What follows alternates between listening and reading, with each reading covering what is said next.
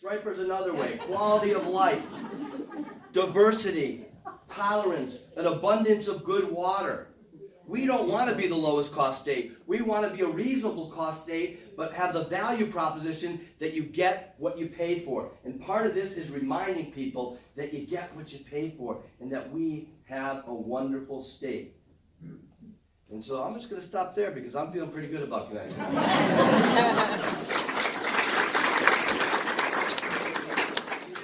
But demographics is destiny. We got to do everything we can to keep our kids here. Andy and I felt blessed when 40 years ago we moved to Connecticut. We thought we had hit the jackpot, the extraordinary quality of life, the opportunity to work kind of near where you lived, a great school system, easy to shoot up to New Haven to get a pizza, and we let that slip a little bit. We have let that slip. We didn't invest in transportation. We didn't invest in education. We have fewer people working today than we had 35 years ago, and that is the fault of the political class in Hartford. Connecticut still has all those same assets we had before. We just got to harness them and invest in our future going forward. And two things. One, we need an honestly balanced budget. That's what I hear wherever I go. You need somebody who's willing to take the tough knocks. I'm not going to be Mr. Popular at the end of year 4, but I promise you an honestly balanced budget that gives young people and our businesses confidence that this is a place that they want to be. And I just turned 64 years old, and I know it won't be Mr. Popular, but I don't care. Because it's sort of liberating right now. You just want to make sure that this is the same place of opportunity it was when Andy and I were here some years ago. And I just want to say to all the people in this room, we really need you to stay involved. Just don't come to forums like this. Tell your friends what you heard. Tell your friends what you believe. This is a lights on, lights off election for this state. This state will be unrecognizable if the other team wins. You got some good candidates up here. We need you involved. Thank you, Greg.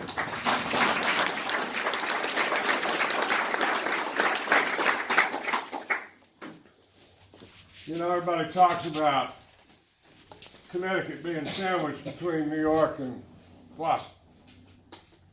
You know what happens when you're in the middle of a sandwich? You get eaten. All right? We have to be more. We are more.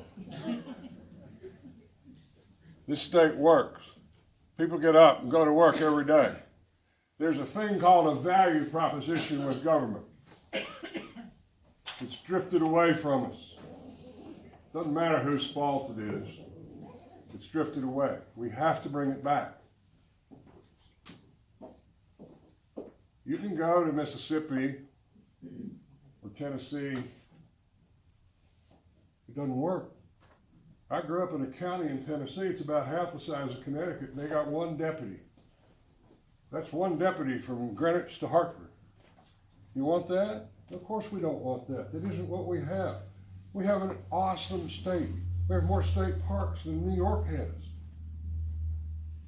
All we have to do is come together and work together, bring this state back, and it is not just all of the specific programs that we're talking about. Those are critical. But it's that TSA agent in Minnesota. Why would you want to go there? We know why you want to go there. We know why you want to stay here. Just look outside. When it snows, the roads get plowed, right? We all love Connecticut. This is what it's about. And if those Red Hatters win, God help us all. You know that. You know what's happening in Washington, and they're coming.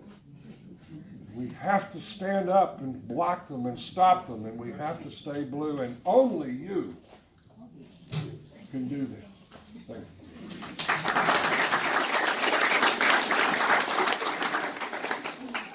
I think this is one of the most important questions that we have to answer. How are we going to keep all the young people in this state? You know, and I think this is actually the same answer to that question as the question of how do you get the state growing. I really think they go hand in hand. And so I talked earlier about that trio of the education linked with jobs that are out there, of transportation, and of cities. So if we go a little bit deeper on cities, I really do think that that is key to our competitiveness. And it's not about cities versus suburbs. In fact, if you've got cities that are vibrant enough to help keep your young people here, when they get a little bit older and they start settling down, they move back to the suburbs, the small towns. But you've got to be able to keep them here in the first place. And young people in America today want that place where they can walk out of work and go to the restaurant or go out to a minor league ball game or go to or go to the theater or go to the coffee shop, meet new people. They want that energy. And we have to be really deliberate about creating that. I'll give you one perfect example of how we did it wrong and how I would do it differently. 6 years ago, this state lured Jackson Labs, paid a lot of money to get Jackson Labs the global leader in genomic medicine. But instead of putting it in New Haven, where it could have been the cornerstone of a biotech community and industry, we stuck it in Farmington. Huge missed opportunity. So we have to really focus deliberately on creating those centers of innovation. That's one of the things we've done in two ways in Hartford. One, by trying to take a lot of old vacant buildings, bring them back to life as residential, so you've got a place where young people can actually rent and be downtown. And we partnered with industry to make the city a center of innovation again, whether it's our 5 insurance companies launching an InsurTech accelerator where they're identifying and recruiting and investing in startups that can change the game in their industry, or getting Stanley Black & Decker to do the same thing in advanced manufacturing, or getting Infosys to make that commitment to creating 1,000 jobs. You've got to do that. You've got to have a focus on place. And I'll say one last thing. I know I'm ticking down to seconds. Part of our weakness in this state is that we're an extraordinary state, but we've cut this state into 169 municipalities and we don't work together. And if we market ourselves as a region, as a state, we will be so much more competitive economically.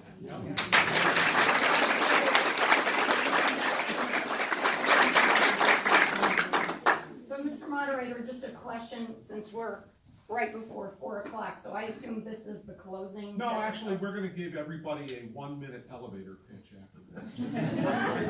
Just to clarify, thank you, okay.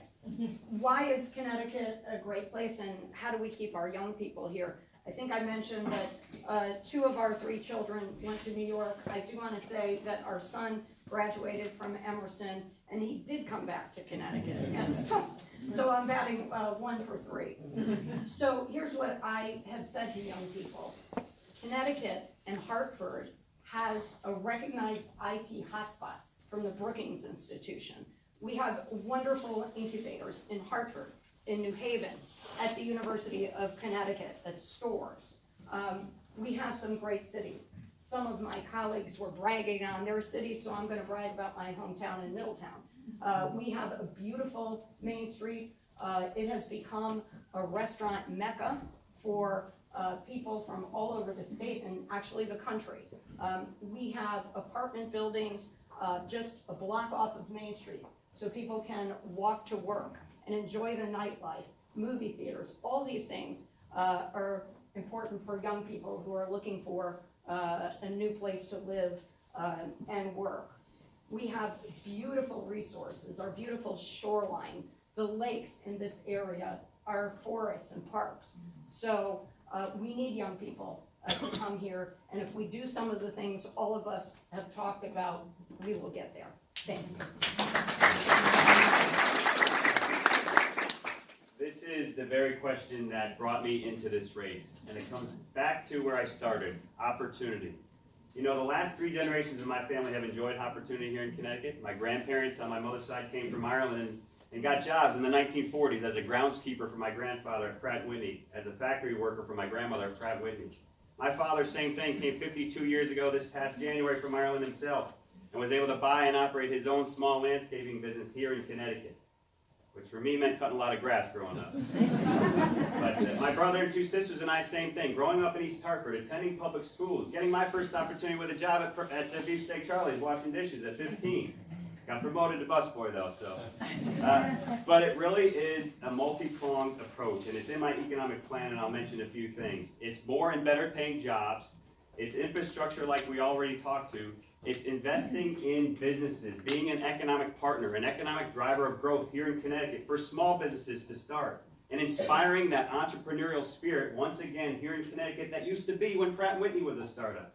Yes, with some grants and loans, but with incubators around our state as well. Because most businesses fail within their first year, having that support mechanism, they can be much more successful. and having incubators in our cities and in economically distressed communities all across the state. Helping our existing businesses scale up. You know what? Forget about Amazon. We didn't make that list, as Mayor Ganem said. But we can help the 6,000 technology firms that already exist here in Connecticut grow just 10 jobs each, that's 60,000 jobs. Working with our larger employers as well. Focusing on tax innovation for our young people. And Guy, I had this out before you got in the race, first-time home buyer tax credit.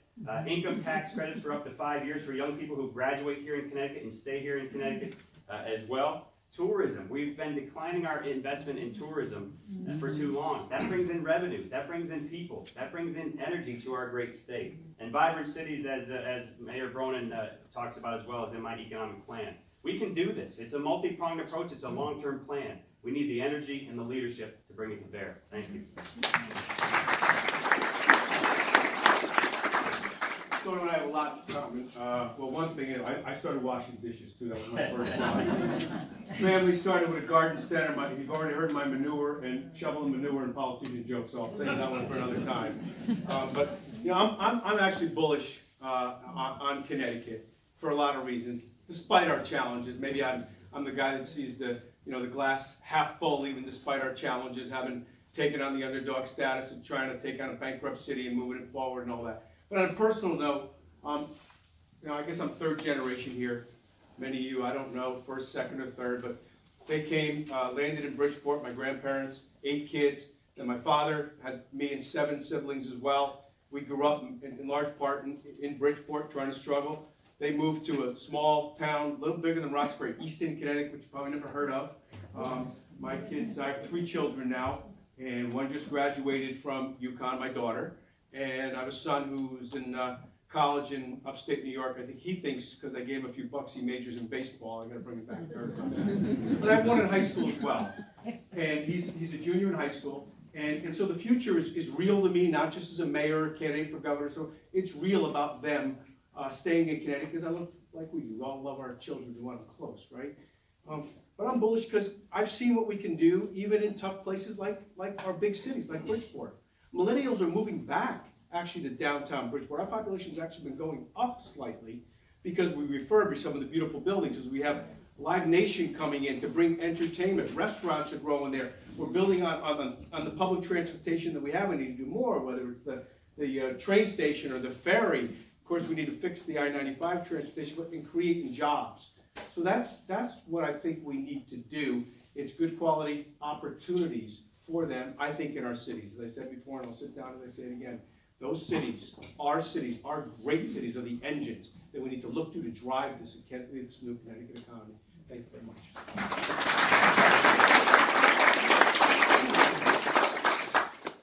All right, at this point, we've reached the end of the question and answer period, and now I'd like to give each of you an opportunity to make your 60-second elevator pitch, your closing. So why don't we start with Ned? I think you're next on the list of starters. Look, you've heard some of the candidates here. Our message is all not that different, but our background is uniquely different. I think this state needs a fundamental change going forward. Somebody who brings a very different background.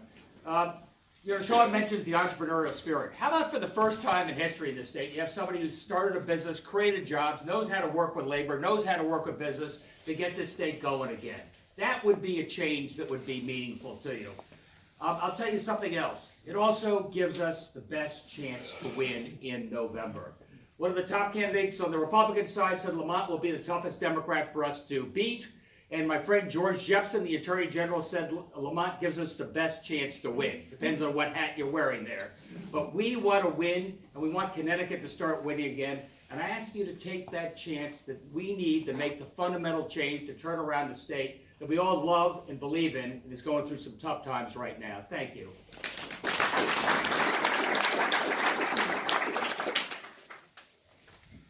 Like I said at the beginning, I'm a Democrat. I believe in traditional Democrat values. Equal pay for women, reproductive rights for women, $15 minimum wage, sensible and more leadership on gun control. Go down the list. That's what I believe in. I spent decades helping run a giant corporation. I've been everywhere on the planet, in disasters. I know how to stand in the middle of a disaster, in the middle of a crisis, and make real-time decisions. This is what we need at this moment in our state's history.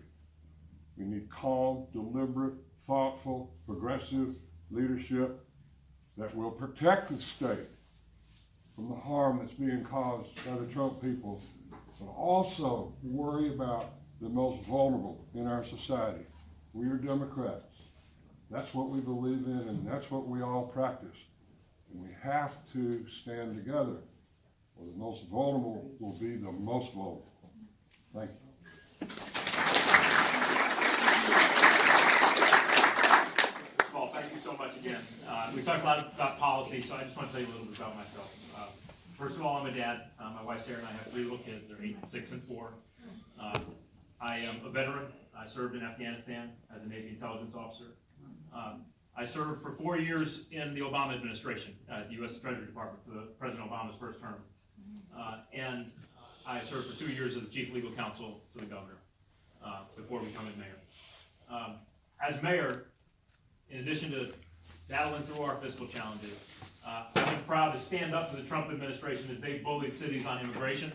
I was proud to pass ordinances that protect a woman's right to choose, even as the Trump administration is defunding Planned Parenthood. Proud that we as a city adopted a climate action plan, because if they're going to be erasing climate change from the federal government websites, we better take the lead on environmental stewardship here as a state. I've been proud to stand up strongly to the NRA. And if we've got a governor or a candidate who's willing to stand up strong to Trump, who's willing to tell the truth about the challenges we face, and who's willing to be bold about the path we can lay to get this state moving, then I think we can not only win this election, but get this state working again.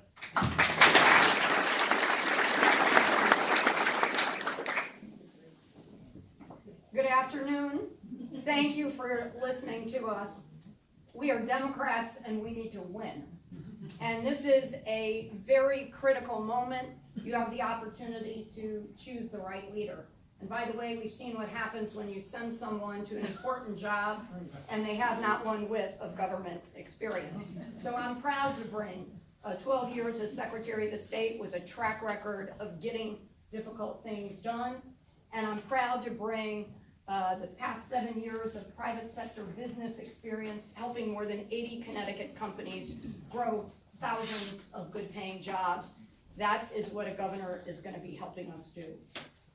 But we need to win, and I am unique amongst the talented people at this table in that I am the only Democrat who has won statewide office 3 times before by large margins, and have the polling that shows that I am the best Democrat and the only Democrat who can beat Mr. Boughton and Mr. Herbst, the 2 top Republicans. I look forward to working with you so that we can all win together. Thank you. Thank you once again for having me. You know, I've been a Democrat all my life. Going back to when John Larson ran for governor in 1994, and I would come home from college and answer phones at his headquarters. But as I travel the state, first as Commissioner of Veterans Affairs and now as a candidate, I see that we as Democrats, we face an uphill battle. There is a bias when I'm out there that is saying anything but. And so we have to present ourselves to win as leaders with solutions, and that's why I've had my economic plan out there since January. And we have to be collaborative. And I'm proud that at my launch at Augie and Ray's in East Hartford and at my declaration in Hebron, that I have had many Democrats, but I've also had unaffiliated and Republicans coming up and saying, Sean, I've never crossed party lines before, but I'm supporting you. And so I am unique as well. I told you before about my military experience. I'm a veteran of Iraq and the Pentagon and Fort Campbell, Kentucky. I'm a I've had business experience at Pratt & Whitney and senior executive experience at a government agency. And so as someone who hasn't run for office before, I'm not running because it's the next political job I want or a line on my resume. And I'm not running because I'm looking for a lifetime in elected office. I'm running to roll up my sleeves, jump in the trenches, and offer leadership to elevate service over politics. Thank you. Roxbury and all the towns, thank you, and thanks for spending 3 hours with us. 2 things. This thing about government, this public service entity we call the state of Connecticut is supposed to serve us, is complicated and challenging, and probably at one of its worst points in time. And I agree with Susan, it might look easy from the outside, like the White House and the government looked like it was gonna be easy for Trump to fix. And we know we got a mess, so think about it. You need hands-on, people that know what they're doing, whether it's flattering or whether it's glamorous or not. It's gonna take some good hard work to get in there and get it done the right way. I disagree on the polling comment, though. I don't put a whit into what polls say. I think this is gonna be about people in this room, in Roxbury, in Easton, in Bridgeport, and all of our cities, Democrats. They're gonna be energized to come out and vote. I can tell you this, imperfect as I am, second chance as I'm called, as unpopular, and if you'll accept me as I am, I can tell you what it means. When you go down to the cities where I won as an underdog, to take back and be given the honor to serve the city again, and given the public trust with a greater level of transparency and accountability, I connected, as there is with tens of thousands of people that are looking for second chance opportunities in this state, real ones, not rhetoric on a campaign trail, but people that have been knocked down, made a mistake, stood up and said, I'm sorry, and want to get something done. And over the past 2 years as mayor of the city of Bridgeport, I think I've delivered on that commitment and more.